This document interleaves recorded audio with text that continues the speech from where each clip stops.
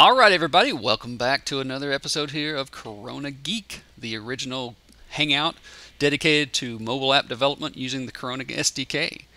I'm Charles McKeever, and I'm joined in the studio today with Ryley Newsham. Hey, Ryley. Howdy. Riley's a 15-year-old developer. He uses the Corona SDK, and today we're going to talk with him all about his experience with Corona SDK, and we're going to find out what he's up to and what he's building and things like that. I'm also joined here by Toff Ward. Say hello, Toff. How you doing? Toff, go ahead and tell us what we're going to talk about today. Take us through the agenda. Oh, sure. Not like I haven't done that before. Yeah, that's right. Okay. We're going to talk about T-shirts, as we always do. Bug fixes, because now we're back. We've got the public release, so we're talking about what are some of the fixes and stuff that are coming out with daily releases. We've got a really good blog highlight on the config file, which everybody has one. Can't just hide those things. Then we're going to go talk to Ryley, which, just as a side note, think about what you were doing at age 15. Yeah, he's programming. Then we're going to talk about some privacy policies, because that is going to start kicking some people in the butt here soon. California, they just do this. And then we're going to have an API spotlight with the physics event contact. Yeah, that's going to be. We've got a lot of stuff to cover, so I just want to jump right into it. And the first thing that I want to talk about is we've got a T-shirt winner, brand new T-shirt winner, yay! And that's Joseph Baird. Joseph Baird from ThirdRailGames.com. He's our winner for today. So congratulations, Joseph. And if you, I'll be sending you an email later on, and you'll just let me know what size T-shirts you want. You can, we'll get that out to you. So if you are interested in entering for a chance to win a Corona Labs T-shirt, then basically what you need to do is follow us on your social media channel of choice: Twitter, YouTube, Facebook, Google Plus, whatever, and then go over to coronageek.com/giveaway and fill out the form. Give us your information so that we can send you a T-shirt if you win, and you'll be all signed up and registered for a chance to win. So yeah, so Joseph is the lead creative developer there at Third Rail Games. So congratulations. Of course, he's not watching. He's currently playing Minecraft, according to Well, that's all right. It's a fine endeavor. I do that a lot around here. Yes, you do. I remember that. It's good stuff. Okay, so let's talk about the latest build release notes. I thought there were some interesting things in there, and most of them were related to some Android bug fixes. One in particular is it fixed apparently in build 978. It fixed a bug where mail attachments would not get sent on a Nook color. So if you're developing an app for Nook color and you're trying to send attachments via email and it's not working for you, then you need to update to build 978. That can be frustrating. Have something you think you know works and it doesn't work. That's the worst. But they've got that handled. Also on build 977 on the Android side of the house, it now automatically mutes auto output if the ringer is put into silent and vibrate mode. So I would think that this would be a good thing for if you were going to start up a game, and you want the game to adhere to the rules of whatever the device is telling it to do. If you've got it muted, then it needs to mute.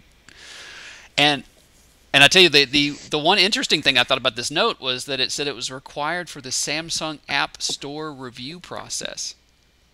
Did you? And that's how they found out about it, is somebody got rejected, and they went, well, what do you mean? I guess so. I didn't even know that there was. I mean, honestly, I did not even know that there was a Samsung App Store. So that is true. So Ryley, did you know that? No, I didn't. I thought it was all through Android, but yeah, I know there's the Apple App Store, there's the Google Play Store, and then there's the Amazon App Store. But I just never had thought to look for a Samsung App Store. So apparently, if you go to samsungapps.com, they've got a developer store there, or no, not a developer store, but a store there, and I guess you can submit your stuff there as well. So why not? Yeah. So anyway, that's kind of the what's going on in the Android side of the house. They're squashing more bugs and things like that. So we'll put a link in the show notes where you can go and check out the build, the summary. But basically, if you're not on the latest and greatest, unless you have a reason to stay where you are, it's probably a good idea just to go ahead and get up to speed on what's going on so you get all those problems taken care of. Now, let's talk about the Corona blog highlights. There's a couple of interesting things that are out there, and one of them is what they call the ultimate config file. I thought this was hilarious. It actually kind of, the voice in my head actually turns into like the WWF fighter, the ultimate config file. It works. Yeah, exactly. But apparently, Rob Miracle put this together, and of course, as we all know, Rob is now part of the Corona family, as Walter likes to call it, and so he's writing tutorials and doing stuff there for developer relations at Corona Labs, and so basically, he's got this big config file blog post out there, and it's got all the details that you'd ever want to look at. So things for the iPad, things for all the different devices. There's ways to figure out which device you're on and set your settings based on that. It also includes some graphics that are really good for showing you the different screen sizes for the different models of devices. So whether you're on an iPhone 3 and an iPhone 4 or an Android device or what have you. So it's a really good article. I think it's worth checking out.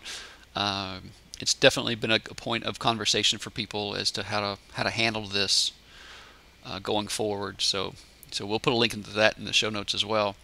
The other thing what's that? The if then was the big takeaway for me, because you think about it, I've got a config file, but I'm just setting it up, and don't ask me why, but I never thought of putting an if then statement in my config file. Just right. To literally be able to go through and go, oh, okay, hang on. If this, it's a head slapping moment. Yeah, well, typically a config file is you just think of putting settings in it, not necessarily conditional logic. So that is an interesting point. I just set mine, and then if it works, I don't play with it, or else I'll wreck it. So. I understand that. Do you, Riley? Do you publishing for a particular type of a device, like an iPhone 5, or do you? Mainly iPhone 4 Retina, okay. 4S. I'm gonna, as soon as I get some more devices here at home, I'll try it on those. I've never actually seen an iPhone 5 in real life, so I don't know what it's gonna look like on that, but we'll see. Cool. Sweet. All right, another interesting piece on the Corona Labs blog was that the Amazon App Store downloads jumped 500% in 2012. Now, I thought this was a pretty impressive stat. So they had, last Friday night forum, they kind of opened this up and got developer feedback on it. But the general idea is that Amazon's doing a much better job at promoting Android apps than Google is. I mean, if you think about it, Android, the Google Play Store is a place for developers to publish their apps, sure, but there's really no marketing arm behind that. There's nobody out there pushing or doing, any kind of sales activity for it, really. And so Amazon, with the Kindle Fire and everything, is really more of a salesman than Google Play Store is. So I think that's a very interesting, and so it's an interesting article, and they link to some interesting stuff. So go check that out. We'll put a link in the show notes. 500%'s a lot. It is, and it's easy to tell a story with statistics. I mean, really, if I go from selling one app, from one app download to 2 app downloads, I have increased my sales by 100%. but I think everybody would agree, though. I mean, I don't know. What do you think, Toff?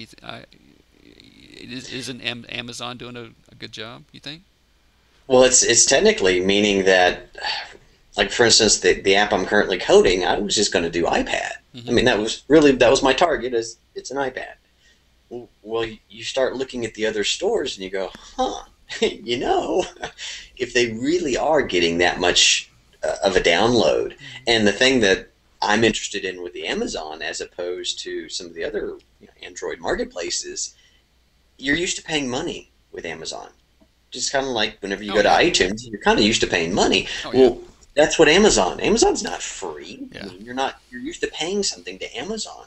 So having an app for Kindle Fire or some of the others, okay, now we're talking, because that's a paid app. It's an atmosphere and a marketplace that people are used to paying for things. So as a developer, I want to take note of where money is changing hands and increasing by 500%. Well, here, I'll take it even a step further. Yes, people are accustomed to spending money with Amazon. But for the most part, if you've ever purchased anything on Amazon, they already have your information. They already have they've got the one-click purchase process pretty much. I mean, I think they have a patent on that, don't they? I don't remember. I have to look. I think so. I think literally there's a patent on the whole one-click thing, and so when you have a Kindle, we bought the original Kindle, and everything's tied to your account already. So your credit card is there. Everything. I mean, all you have to do is confirm that yes, I want to buy this, and it's done. Which is the genius of the Apple App Store. It's all tied to your credit card. You go to make the purchase, you confirm it, and you're done.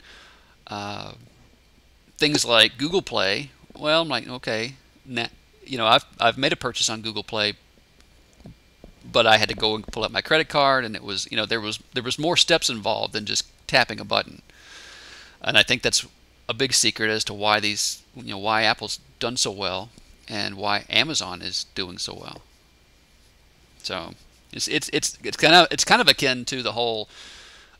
People probably wouldn't have pirated as much music early on if there'd just been a really easy way for them to buy it. Just a. Yeah, I just want my one song. Can I buy it? Poof, we're done. Yeah, because it's a hassle. It's a hassle to go get you. I mean, it's a hassle to go get your credit card. As stupid as it sounds, you got to get up. You got to go find your wallet. You got to get your credit card. You got to type all the numbers in. I mean, it's friction. It doesn't matter if it's a lot of friction or a little friction. It's friction. So, yeah, Amazon's kind of got that down, and they've implemented recently. They've implemented like recommended purchases. So people who bought this app also bought these apps. So they're proactively pushing more sales. So I think they've got it together, and I don't know. It's good to see, because I think there's potential on the Android side of the house to be a good thing for developers.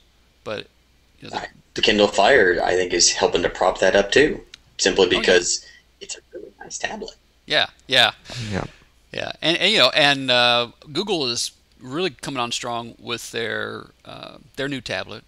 Trying to get. I think they're feeling the pressure. I think they know that Amazon's doing a better job than they are, so they're trying to bring things up on their end with a nice 7-inch tablet. But I don't know. I think Amazon's already ahead of them in many respects, more than just a hardware. So anyway, it's all about getting the product into the hands of the people, right? Distribution, and that's what Amazon's all about, is distribution. I mean, that's their niche. They're going to get it into your hands in the least amount of effort possible. So, all right, well, let's move on. Let's talk to Ryley for a little while. Let's not talk to just each other. Let's hear Ryley's story, because Ryley,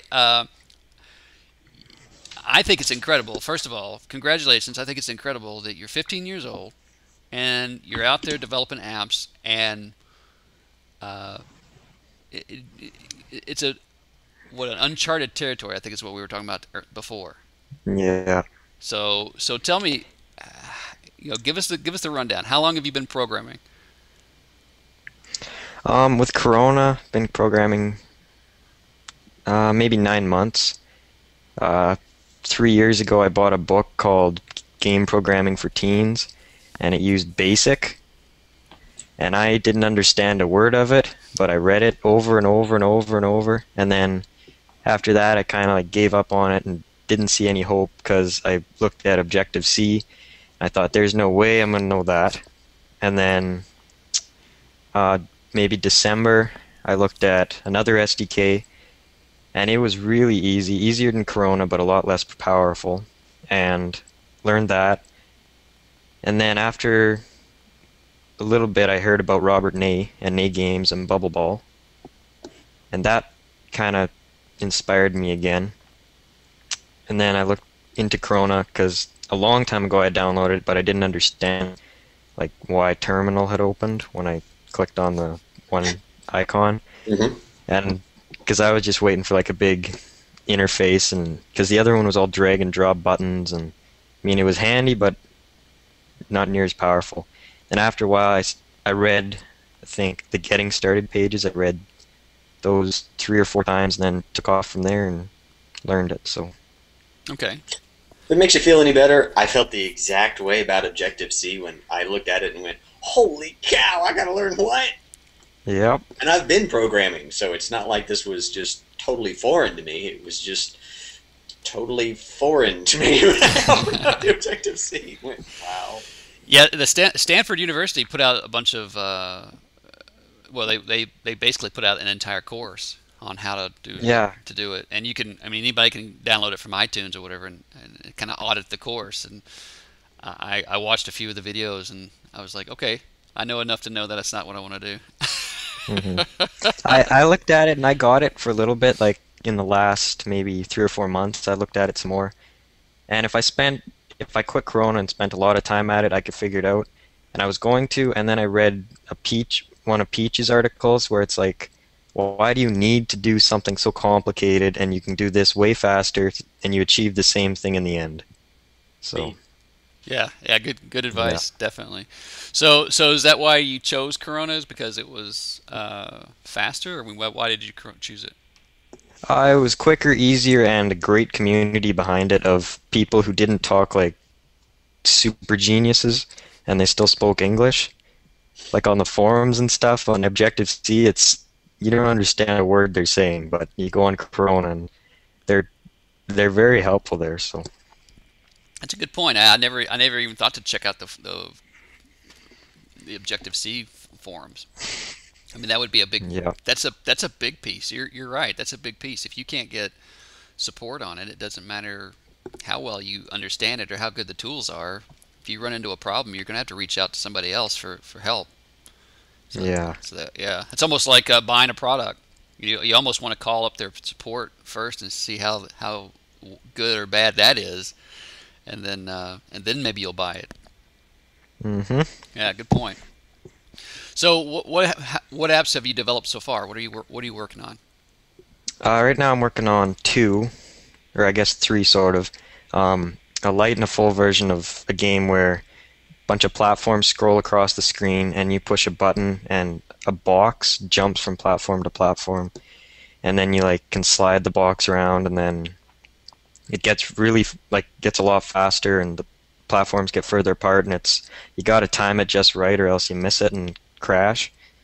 And I haven't figured out a scoring system yet, but we're still working on that. So, and then the second one is I'm not sure if I'm going to publish it. It's just kind of a hobby right now, but it's a farming economics game that pretty much me using storyboard and the Ego library to the extreme, and just kind of pushing buttons, saving files, going to different screens, and so that's pretty cool.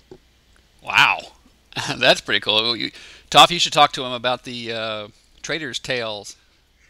Oh, yeah. Yeah, if you haven't heard of Nathan Lowell and the Quarter Share group, yeah, you need to go Okay, into I'll that. look That's at an awesome audiobook. It's free to download, so I gotta brag about him anytime. I gotta put this down. So basically, for everybody who doesn't understand what we're talking about, in the Quarter Share books, they do what is it? Basically runs between planets where they're picking up something on one end and trying to sell it on the other end. I guess, what do you call it? There's a word for that. I can't remember what it is. Not Trading. I mean, you're really talking about the shipping company. Yeah. Mini UPS kind yeah, of yeah. stuff. I guess it's trading. We'll stick with that. And so anyway, all throughout the book, a series of books, really, they're talking about how they they pick up objects at one planet and sell it at some different spaceport, and so Toff and I were thinking, hey, that'd be a pretty good game. Figure out how to do these things. Of course, you'd have to, but you have to figure out the whole world, right? You have to figure out all what has value and what doesn't, and what the different planets are, and I mean, so it could be extremely detailed. So how did you come up with that idea? What inspired you for that? The economics one? Yeah, the economics one.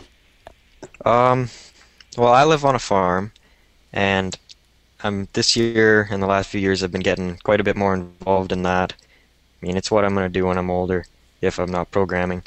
And just reading the paper every morning and listening to the news and the prices and stuff. And there's already another online farm economics game, sort of. And there's a lot of players there, so I thought, hey, there's a market for this.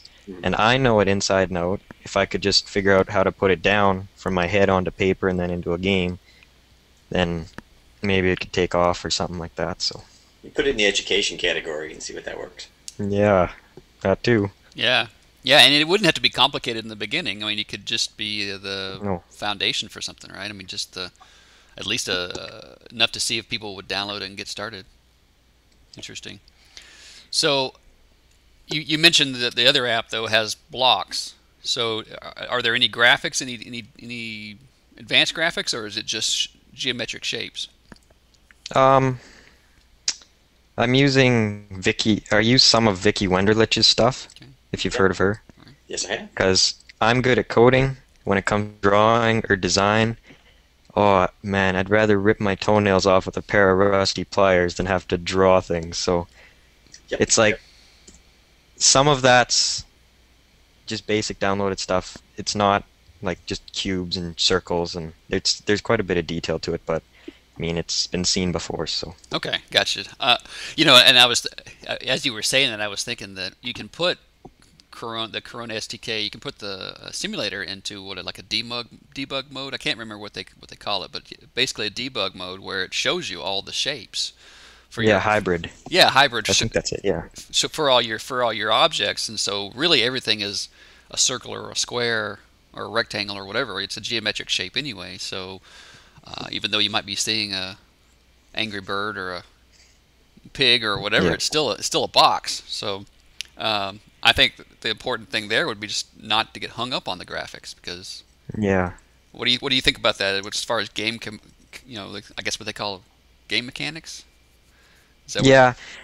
I use I don't know if you've heard of it. You probably have Level Helper and Sprite Helper by Bloden Vlagdu or something like that. So I got pretty in-depth of drawing. Like I was pretty particular about the physics shapes and physics bodies at first, and I spent a lot of time mapping those.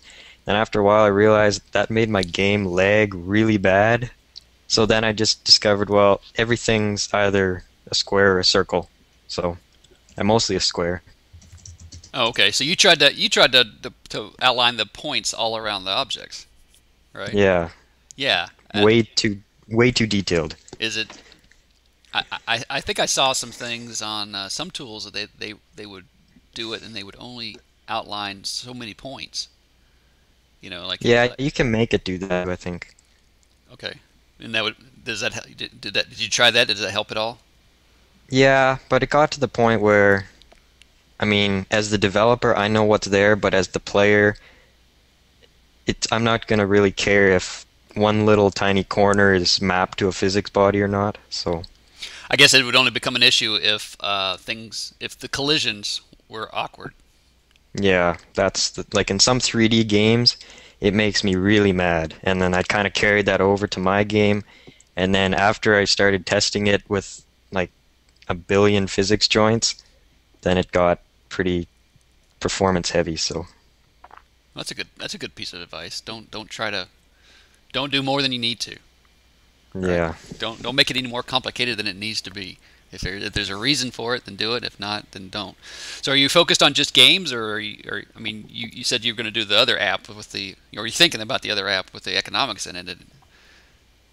Yeah, right now, because I don't have a job, I mean, I work on the farm, so I'm just kind of doing this to make money, or it started with that, and now it's kind of super fun hobby. But for games, yeah, I see myself mainly focusing on that in the future.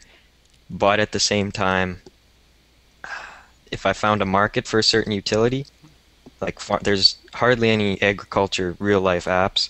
So if I'll talk to my dad and I'll ask him like, so what would you like to see? Well, I'd like to see this, or talk to other farmers, and then if they need it, then I can make it. But I have never looked at Chrome as a utility SDK because I didn't really think I could. But then after looking at some of the templates and stuff, I discovered that you really can create pretty much anything with it. So that's just a pretty smart way to look at things. Yeah, look for the gaps in the market, needs in the market. That's what I keep hearing you say over and over again. Is you're looking for things that people actually need, as opposed to trying to create something and convince them that it's they should buy it. Yeah, well, my one game's a 2D arcade game market. Well, there's so many of those out there. Yep. And then the economics game, there's I think I could name 3 or 4. So. Yeah, definitely less competition in that space. So, and the people who are in that space who would buy that app are probably a whole lot more dedicated, because we've talked about this a lot, that the games have a shelf life. I mean, the churn rate on games is incredible. People install it, play it for a few days or a few minutes, and then they're gone. They're on to something else. So yeah, picking a area of interest where people are passionate, or at least have a need, makes more sense. So are you developing for iOS? Or are you developing specifically, or are you going to do Android, or what are you going to do? Right now, working on iOS. I have an iPad, bought it in April, so I'll put on iPhone, iPod Touch. And I heard something about Corona coming to Mac. Is that right? Like you can publish to Mac? For like the Mac, like a Mac app? Yeah.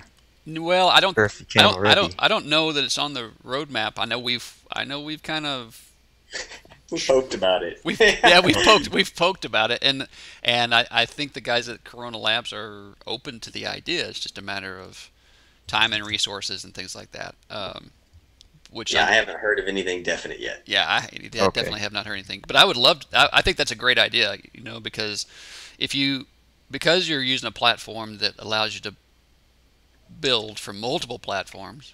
Yeah. It makes sense to just, why not push that thing out as a Mac app too? But yeah, that would be great. But as far as Android, the only Android thing I have is an old iPhone 1st generation that I somehow got stuck running Android. I managed to do that, and it lags really bad, so I couldn't test on it. But I don't have anything Android, don't have experience with Android, the marketplace, or even the software at all, so I don't see right now as a possibility. It's not there, but in the future you never know. So yeah, it doesn't. I think you don't really need Android for the most part. I mean, I'm gonna get a lot of hate mail for that, but but I say that because of I have a Kindle Fire, and of all the apps that I've tried to load on it, I generally can get 90% of everything on there, unless it has some sort of specific feature, like requires a microphone or a camera or something like that, and when it can't find it, it crashes, that kind of thing. But for the most part, yeah. I've been able to run just about everything on the Kindle Fire, in which Kindle Fire runs pretty much a modified version of Android. It's not even straight Android, so. Okay. It's pretty flexible. I just go and play with those at the store. I don't ever read about them or learn about them. But. Right. Yeah. So that would, in that situation, then it would be like if you had something that did fairly well, you'd probably port it to the Android at that point, I guess, and then, huh? Yeah, I could see that happening. Yeah. Time and effort. What's the payoff? Update. What's an update? I just did some surfing just to double check on the Mac apps, and it is on the to-do list. Oh, did they? Okay, right it's on. It's officially on the to-do list. Well, I see David Rangel's name next to it, so that kind of puts it on the official. But he's coming into the whole, I don't know when. So, okay. One of those things that he's acknowledging that they want it too, and it's on the list. He doesn't say when it's going to make it. It's one of those, okay, we have all these things backed up, so he's not quoting any deadline or timeline or anything like that. But evidently it's on the list of everybody wants it, and so they want it too. You know, it's real hard for those guys to put timelines to things because, you know, as we all know, it's you don't know if a problem's going to take 10 minutes or 10 days or, you know, whatever to figure out. And then things like they published, Electronic Arts came to them and wanted to use the SDK, you know, and so when drop everything and make that work. yeah, exactly. When Electronic Arts knocks on your door, you're like, okay, my Tuesday's not well. I thought it was going to be anymore. You know. Yes. Yep. We're switching gears today, so really, well, that was the thing to me.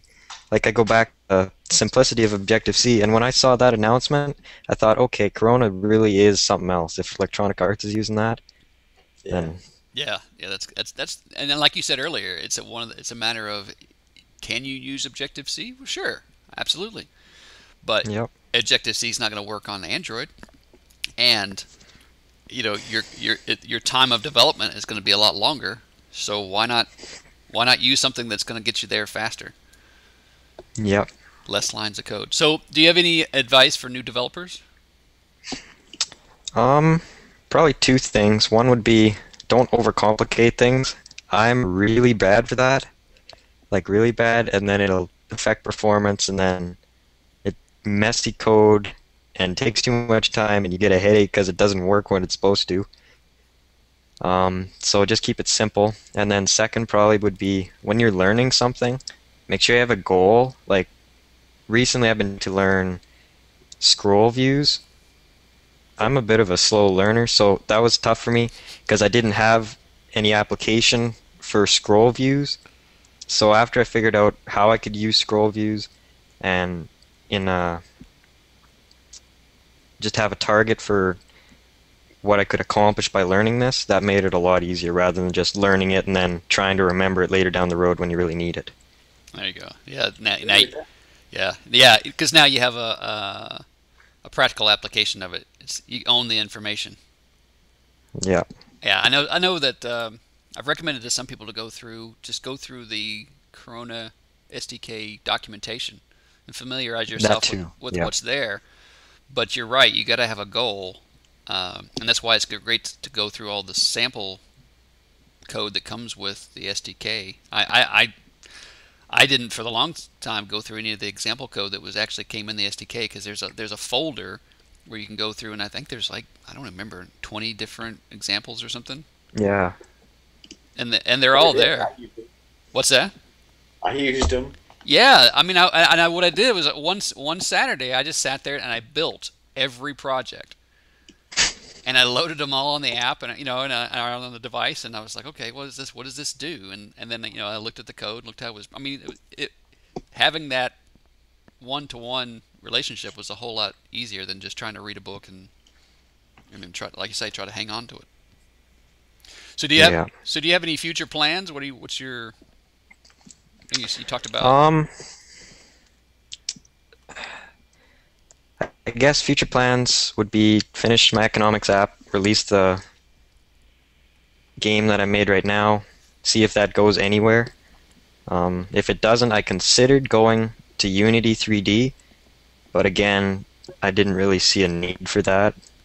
I mean, eventually I probably will learn that when I have a lot more time and patience.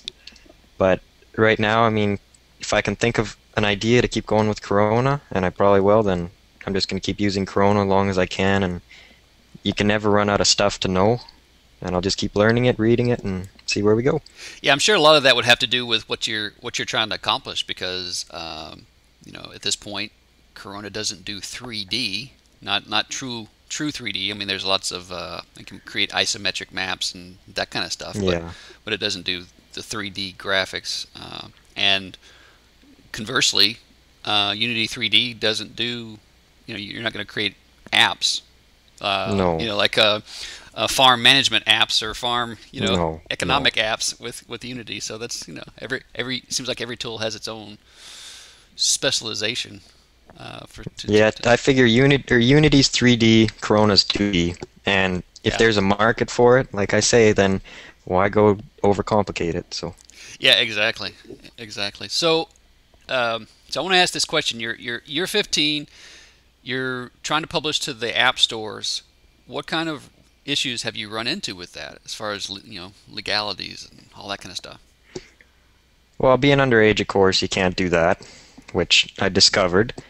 So I'm just getting like my guardian to do.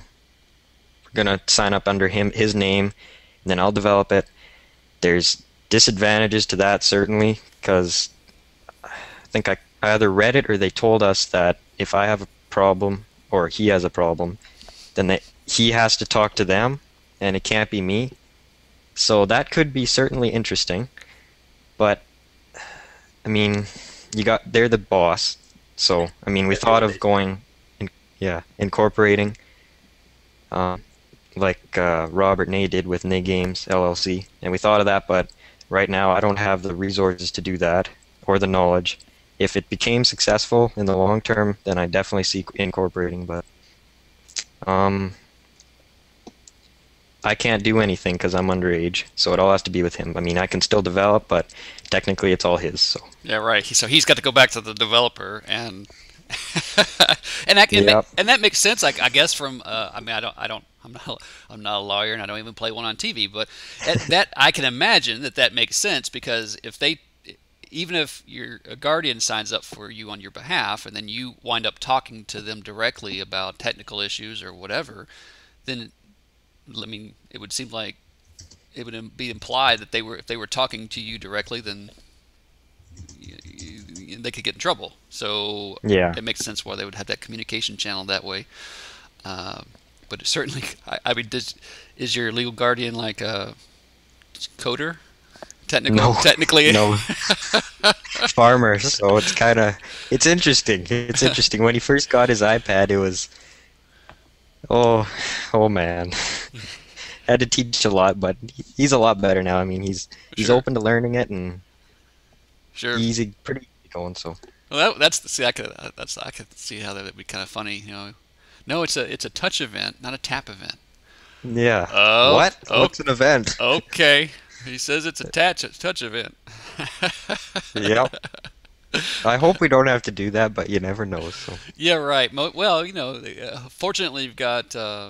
I mean, that's just the App Store side of things, and fortunately you've got the Corona community where you can ask questions and stuff like that. And for the most part, on technical aspects, you probably won't have to even deal with them. But yeah, I know that there are some developers tell stories about having to go directly to Apple or whatnot to ask questions about how to do things or how to get something done. So, well, that's an interesting topic. I think as you were talking, I hear all kinds of opportunities. People, who could create umbrella corporations, for young developers. Yeah. Well, like you said, what was his name? Was teaching the double credit course. Brian, yeah. Brian Burton, yeah. Yeah, he's teaching a double credit course, and then also high school students could sign up for that. Yeah. And take classes online. So there was no reason why you wouldn't have somebody who, as you said, is underage, which is an interesting term when we're talking about software development.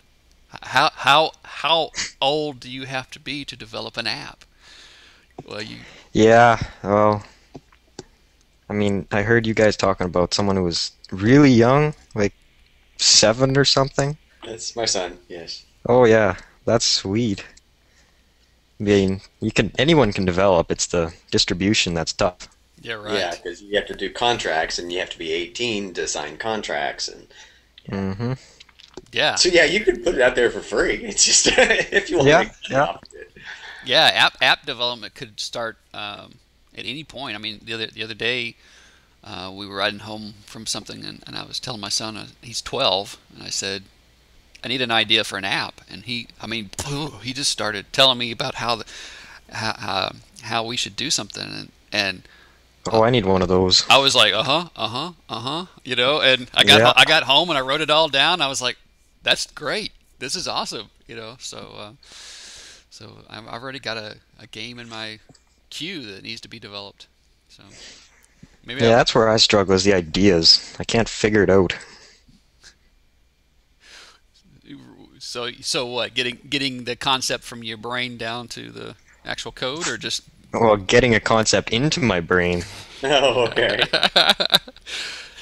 yeah, So, that I think that has to do with just those are now you're just talking about brainstorming techniques. How do you Yep. how do you not limit yourself to certain thoughts? Like when you're sitting down to write a story or something. For me, I always look around the room. I see a coffee cup. I see a monitor. I see a remote control. I'm like, hmm okay, well, I don't know if any of these objects are going to go together in a story. yeah. No. There are dinosaurs, and there are Right. pigs. Oh, yeah. Yeah. No, I've got the ideas down pat. Now, figuring out whether or not these are actually going to function in real life is generally where my ideas fail the test. So, Well, yeah, on my desk I got farm equipment, and on my shelf I got motocross gear, and then I got computer stuff in my closet, so just blend all of them together and make an awesome game. Ooh, you should make like a Army of Darkness. a That's what he did. well, make a monster Did truck. you see Army of Darkness? I didn't see that one.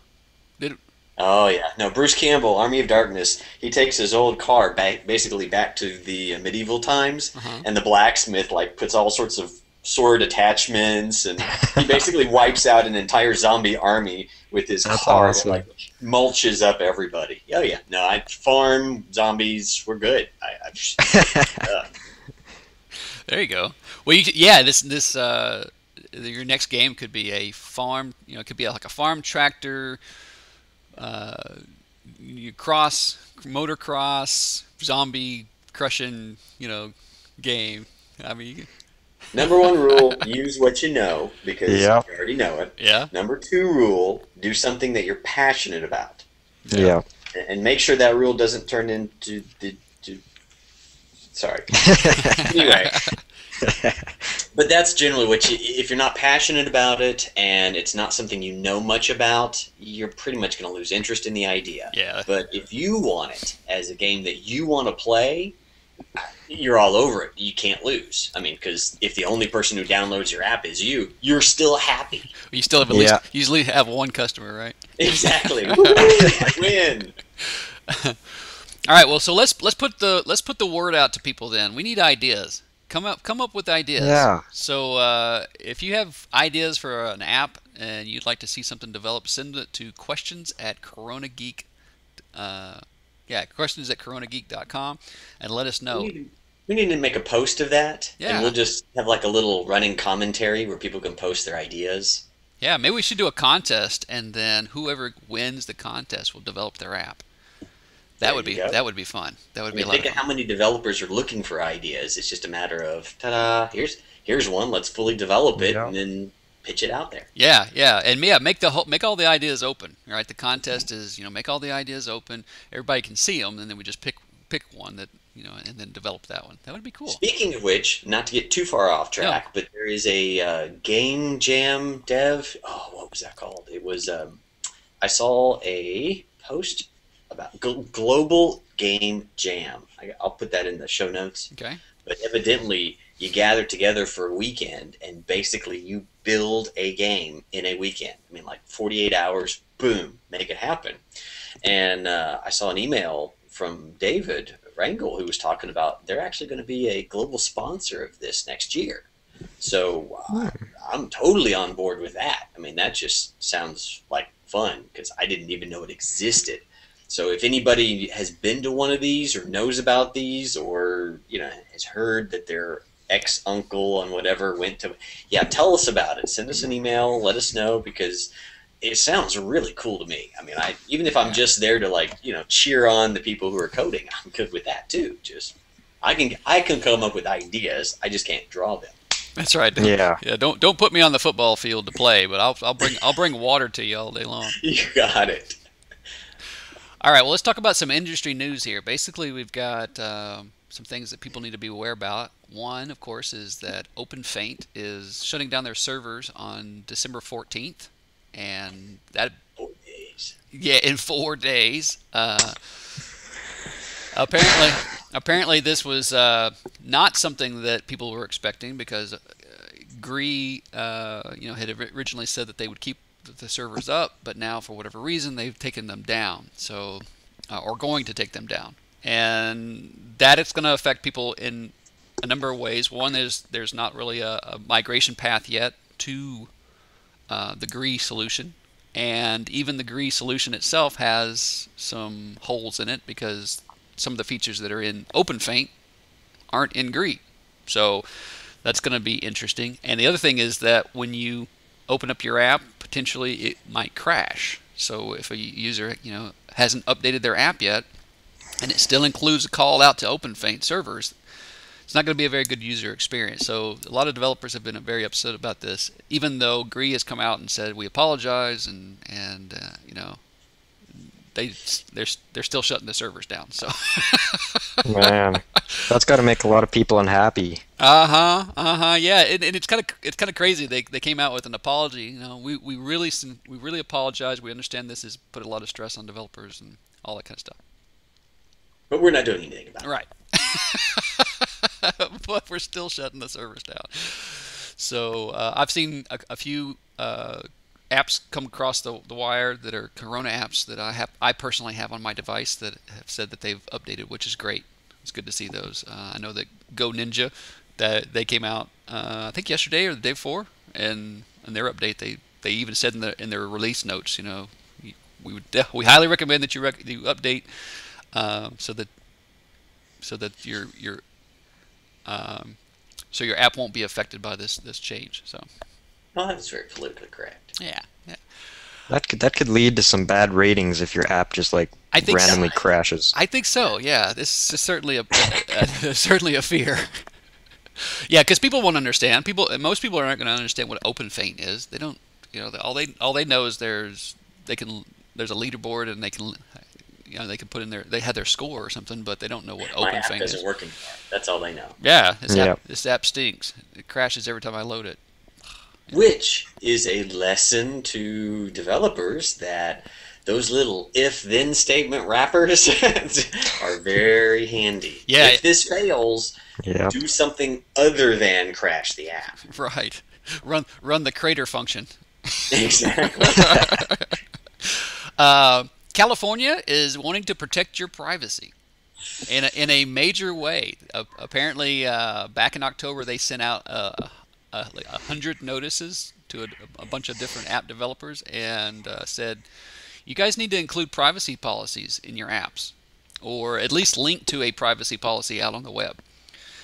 And some of the names for that were United and Delta and OpenTable, and some big names. Big dogs. They're not going. It's not the little dogs that they're down to yet. They're marking their territory really big. Yeah, and so really, what is the Attorney General for the California Attorney General, and basically they've said that they take the position that app developers are operators of online services that are subject to the California. What was it? I had it just here. The California. What is it called? Online Privacy Act? Yeah. I think that's what it was. That's what I see the acronym for. So. California Online Privacy Protection Act. Cal OPPA. So really, they're saying, yeah, you develop apps, but you're really online service providers. Online. Yeah, it's just like a website, right? Which makes sense. Most apps are connected in some way. Or can be. Yeah, or are tracking user behavior in some way. Like Flurry, or if you have Flurry integrated into your app. It's tracking, even if it's aggregate data, it's still data. But apparently the complaint alleges that the Fly Delta app collects at least 14 categories of personal information, including geolocation data, user's full name and address, and credit card number and expiration date. Ooh. So you think about it, you buy your plane ticket online. Here, we have a quick app for that. You can just go ahead and do business with us right here, right now. It's great. Evidently, They said, well, it's the same thing as our website, so you can use the same privacy policy. And California disagrees. They go, oh, no, no, no, no, no. It's like the website, but you're doing something different in the application than you are the website. Therefore, you need to have some very specific things in your privacy policy that's not there. And therefore, we consider that to be a penalty because you're not doing these things. Oh, and oh, by the way, that's a $2,500 penalty, which doesn't sound real bad until, this is the kicker, that's per download. Yeah, per download. So that could be So that could be an unwelcome piece of mail for sure. So we'll put links to that in the show notes. There's one out to the Wikipedia listing for what the Online Privacy Protection Act is. There's another one we'll put into a couple of different legal websites that are covering this whole deal. But yeah, this basically means that if you, even as an indie developer, they haven't gotten down to that level yet, but now we're just talking about a matter of time. I mean, it's the whole Napster thing. They start with the big offenders and then they work their way down. Yeah. Basically, if you can afford a $2,500 per download issue, then hey, just ignore this.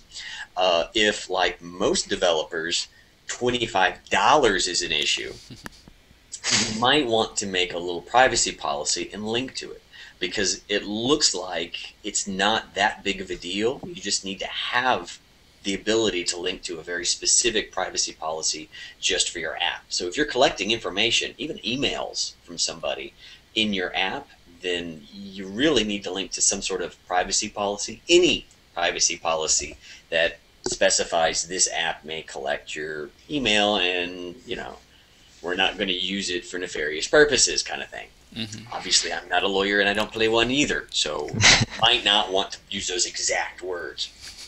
This is a summarized version. This is the paraphrasing with Toff. Speaks to the spirit of the law, not the letter of the law. Yeah, the lawyers aren't going to buy that one. So, yeah, if you're building an app and you're collecting data on the person, you really want to go check this out, and you really want to make sure that your butt's covered. Yeah. So let's move on to the Spotlight API. Kernel Labs published this thing called the event.contact, and it's pretty cool. Ryley, have you used it at all? Yeah, actually I was developing the night before I saw it come out, and I had a problem because the box, when it hit a platform, it would bounce, and I set physics, everything to 0, and it would still have just a little bit of bounce, and it was really annoying. And then I saw event.contact, so then I can check if it's contacted and lock it there, and then that's really useful for my applications. So that's cool. Well, for anybody who doesn't know what we're talking about, basically imagine the Super Mario Brother kind of game where you've got a character runs along the platform, and then you've got platforms above them, and they want to be able to jump from where they are up to the top, up to that next platform. Well, in order to do that, the character's pretty much got to jump through the platform, and then when their feet lands on the upper platform, they have to then. It has to kind of become solid, and they have to land on that upper platform. So apparently, prior to this new piece of the physics API, you kind of had to go in and set the character to a sensor when they started jumping, and then if they passed through a platform, then you would turn that back off, and then they would land on the platform. But the only problem was that if you had enemy characters that were coming through, what happens if you jump through an enemy character? Technically you should die, or something should happen, or whatever. So what this event.contact does is it tries to figure out if you're coming in contact with something, and then gives you the ability to figure out what to do based on that situation. And is that a good way to describe it, Ryley? Is that what you've seen? Yeah, I think so. And then another thing I used it for is score, because I had to use physics, bodies, and joints and stuff just to identify a coin for score, and this is a lot more simple and efficient way to do it too. So. Oh, cool. So yeah, they had mentioned something about that, and we'll link to the blog post where they introduce it and talk about it. But they had mentioned something about being able to like figure out if you had a ball that was bouncing around kind of like in a pinball machine, then if it hit a blue bumper, it could have a super bounce, or if it hit a red bumper, it could have a hyper bounce, or so depending on what it bounced into would depend on the physics that were applied to it. So that seems kind of like it's pretty a pretty good thing. Now, the one thing that they did say is that it's not a particularly about either one of the objects that are colliding with each other. It's on the physics API itself. So you're able to, I guess you have a whole other object that you're able to read and manipulate. Yeah. So more efficient than a lot of event listeners. More efficient, you say? Yeah, I think so. And easier. So yeah. Easier is good. Yeah, definitely. Easier is good. Easier is good. Yeah, they say it's a specific reference to a collision that is about to occur, which gives you the ability to react to certain conditions in your game. Yeah, and so because calculating when something is about to occur is so expensive, I'm interested in how they accomplish this, but apparently building it in makes it, as you say, more efficient. So if you're looking for a way to do that, or a creative way to interact with other objects, go check that out. And like I said, we'll have a link to that in the show notes.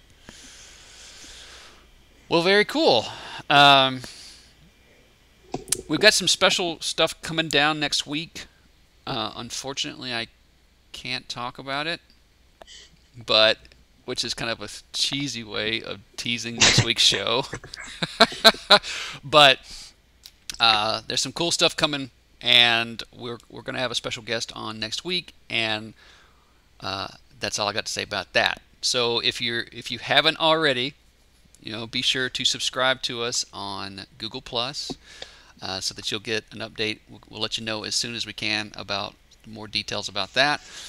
And if you're not already subscribed on YouTube, yes, or iTunes. If you're not already subscribed on iTunes, go ahead and go over there and check it out. If you use iTunes to listen to podcasts and things like that, that would be a great thing to do. And while you're there, remember that you can rate Corona Geek. This is a good thing to do. It helps other listeners find the podcast, and it also lets people know what you think of us, and so that helps the podcast out as well. And of course, I'd like to say share with your friends. Share us on Google Plus, share us on Twitter, share us on Facebook. The whole thing. Share as much as you want. Go ahead and do it all. But Ryley, I want to thank you for being here with us today. Thank you. Thanks for having me. I'm super excited, and I just want to say it. I kind of like doing this, and I kind of don't like doing this, but I want to say that if you didn't tell me you were 15 years old, I would have no idea. I mean, email correspondence, talking with you on the show, the level of maturity, I guess is the word, in your level of thinking, the way that you look at things. It's uber cool. I mean, it's super awesome to see somebody so in tune with those types of things, because I'm 40 and I'm just now getting there. So, we're the guys that kind of go to our kids and go, "Hey, you watching?" That's right. You need to be doing this. Thank you very much. I appreciate that. So yeah, that's keep rocking on, man. That is awesome that you're doing that. And when you get your app launched, I want you to let us know about it, okay? I certainly will. Because we definitely want to push it out to the community and let everybody know so they could go check that out. So what's a good way if somebody wanted to contact you on Twitter or something like that? Do you have a social media outlet that you like?